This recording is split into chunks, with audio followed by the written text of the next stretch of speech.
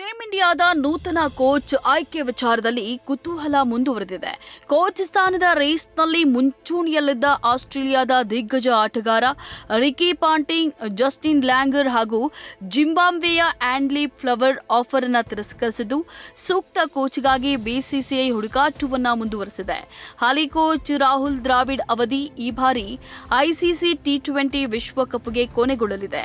ಹೀಗಾಗಿ ಬಿಸಿಸಿಐ ಇತ್ತೀಚೆಗೆ ನೂತನ ಕೋಚ್ಗಾಗಿ ಅರ್ಜಿಯನ್ನು ಆಹ್ವಾನಿಸಿತ್ತು.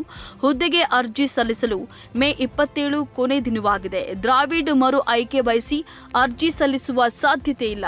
ಹೀಗಾಗಿ ಕೋಚ್ ಹುದ್ದೆಗೆ ಸದ್ಯ ಡೆಲ್ಲಿ ಕ್ಯಾಪಿಟಲ್ಸ್ ಕೋಚ್ ಆಗಿರುವ ರಿಕಿ ಪಾಂಟಿಂಗ್, ಆರ್ಸಿಬಿ ಕೋಚ್ ಆಗಿರುವ ಆಂಡ್ಲಿ ಫ್ಲವರ್, ಆಸ್ಟ್ರೇಲಿಯಾದ ಜಸ್ಟಿನ್ ಲ್ಯಾಂಗರ್, ಸಿಎಸ್ಕೆ ತಂಡದ ಕೋಚ್ ಸ್ಟೀಫನ್ ಫ್ಲೆಮಿಂಗ್, ಭಾರತದ ಮಾಜಿ ಕ್ರಿಕೆಟಿಗ ಗೌತಮ್ ಗಂಭೀರ್ ಹೆಸರು ಕೇಳಿ ಬಂದಿದ್ವು.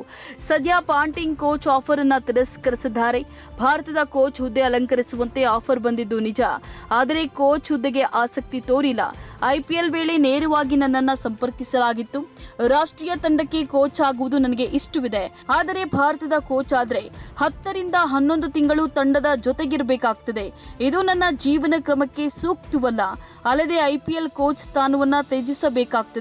ಹೀಗಾಗಿ ಆಸಕ್ತಿ ತೋರಿಲ್ಲ ಅಂತ ಹೇಳಿ ಆಂಡ್ಲಿ ಫ್ಲವರ್ ಸ್ಪಷ್ಟನೆಯನ್ನ ನೀಡಿದ್ದಾರೆ.